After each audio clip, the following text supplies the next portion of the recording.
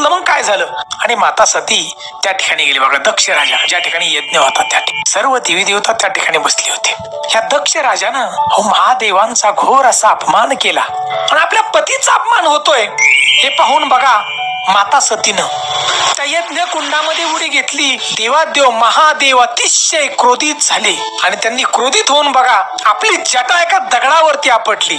महादेवांची जटा आहे ती आपटल्यानंतर बांधवांनो त्याच्यामधून वीरभद्र बाहेर आले.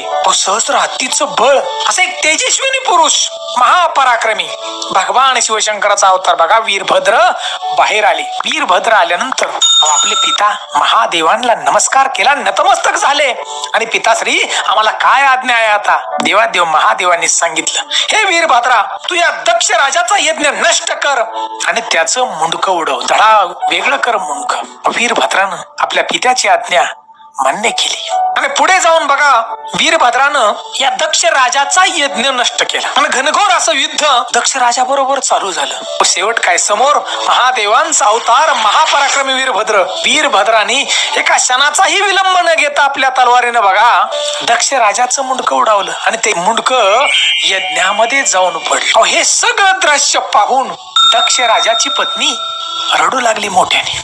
महादेवांना विनंती करू लागली, महादेवा अहो माझ्या पतीला माफ करा, तुम्ही दयाळू आहात आणि जीवदान द्या. हे सगळं पाहून देवादेव महादेव तिथं भोळे शिवशंकर प्रसन्न झाले. वीरभद्राला बोलून घेतलं, हे वीरभद्रा तू बाहेर जा आणि ज्या ठिकाणी तुला प्रथम प्राणी दिसल त्या प्राण्याचं मुंडकं तू तोडून आण, या दक्ष राजाला जोड. सगळं ऐकून वीरभद्र बाहेर पडले. समोर जंगल फार मोठं होतं. या जंगलामध्ये गेले बघा आणि ते त्यांना जंगलामध्ये प्रथम बघा मेंढा दिसला. कारण त्या ठिकाणी बघा धनगर आपले मेंढर घेऊन चारायला आले होते, धनगर होते. आणि पहिला जो मेंढा दिसला त्या मेंढ्याचं मुंडकं वीरभद्रानं धडा वेगळं केलं. लांबून त्या धनगरानं बघितलं, पळत आला धनगर मेंढका म्हणजे आणि वीरभद्रांना गयावया करू लागला, देवा अरे का कापलं माझ्या मेंढ्याचं मुंडकं? मी मुलाप्रमाणे सांभाळतो, माझं अफाट प्रेम आहे माझ्या बकऱ्यावरती, का कापलं देवा? त्याची काय चूक आहे?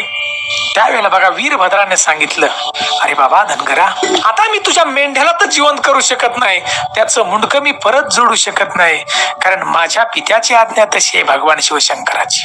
परंतु खरंच तुझं प्रेम मेंढरावरती अफाट प्रेम आणि तुझी भक्ती पाहून मी तुला एक वचन देतो की या द्वापार युगामध्ये बिरू देवांच्या रूपात धनगर कुळात मी जन्म घेईल व तू माझा भक्त माळोबा होशील आणि मी सर्व धनगर समाजाच्या या कुळाचा उद्धार करील. याचाच अर्थ बांधवांनो बिरुदेव हे शिवशंभूचा अवतार वीरभद्राचंच एक रूप आहे. आणि बांधवांनो पुढे जे वीरभद्रानं दिलेलं वचन म्हणजेच भगवान शिवशंकरानं दिलेले वचन द्वापार युगामध्ये सत्य झाला बघा. याच ठिकाणी दुराहित राजाचा वनक्षेत्रपाल शेती करत होता.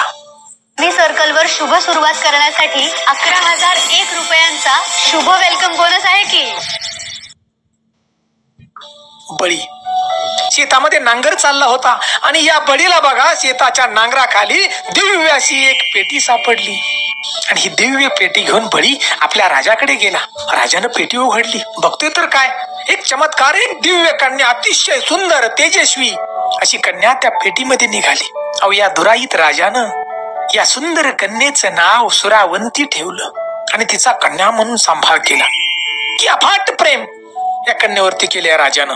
सुरावंती हळूहळू मोठी होऊ लागली, मोठी झाली, लग्नाचं वय झालं. त्यामुळे राजाने विचारलं की तुझं लग्न करायचे सुरावंती? अहो सुरावंतीने सांगितलं, पिताश्री मला लग्न करायचं नाही, मी लग्न न करण्याचं प्रण घेतलंय, मला लग्नच नाही करायचं. राजाने हे सगळं ऐकलं आणि सुरावंतीने सांगितलं की मी आता ही संसार ही मोहमाया सोडून जाते जंगलामध्ये भगवंताची तपश्चर्या करायला लागला.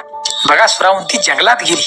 राजाला वाटलं माझी मुलगी कुठं राहणार आणि त्या ठिकाणी जंगलामध्ये राजानं 7 तळाची माडी बांधली बघा, 7 मजली मला सांगायचं म्हटलं तर. त्याच ठिकाणी बघा ह्या माडीच्या समोर ज्या वेळेला सुरावंती गेली त्या ठिकाणी चिंचेची झाडं होती, वडाची झाडं होती आणि या चिंचेच्या झाडावरती वानरीन बसली होती. काही वानर होते आणि जी वानरीन होती तिच्या पोटाला पिल्लू होतं, त्या पिल्लांनी घट्ट पकडलं होतं. परंतु ही वानरीन या झाडावरून त्या झाडावर उंच असं उड्या मारत होती. वडाच्या झाडाला ज्या पारंब्या असते त्या पारंब्यावरती खेळत होती. हे सगळं दृश्य सुरावंतीने पाहिलं. सुरावंतीला वाटलं त्या वानरीचं पिल्लू जर खाली पडलं त्याला दुखापत होईल, कदाचित ती मरेल सुद्धा. म्हणून त्या वानरीला सुरावंती बोलली, बाई, वानरीन बाई, अगं तू उड्या कशाला मारतेस? तुझं पिल्लू पडल, त्याला जखमा होतील, हातपाय मोडल, त्याचा शक्यतो मरल सुद्धा. हे सगळं ऐकून ती वानरीन सुरावंतीला म्हणली, अगं सुरावंती, मी तर आई आहे आणि आईला मुलाची काळजी असते. तुला त्यातलं काय कसं समजणार? तुझं लग्नच झालं नाही, तुला मूलबाळ नाही, तुला काय समजणार त्या मुलाची किंमत, की मूल कसं सांभाळावं हे मला माहिती. हे सगळं ऐकून सुरावंती फार दुःखी झाली. घरामध्ये गेली, विचार करू लागले त्या ठिकाणी की एक वानरीन मला अशी म्हणते मूलबाळ नाही. सुरावंतीने विचार केला की बाप नसताना म्हणजेच पिता नसताना सुद्धा मला मूल होणार आहे. आणि ती देवादेव महादेवांची घोर अशी तपश्चर्या करू लागली बघा त्याच दिवसापासून, की पित्याशिवाय मूल झालं पाहिजे मला.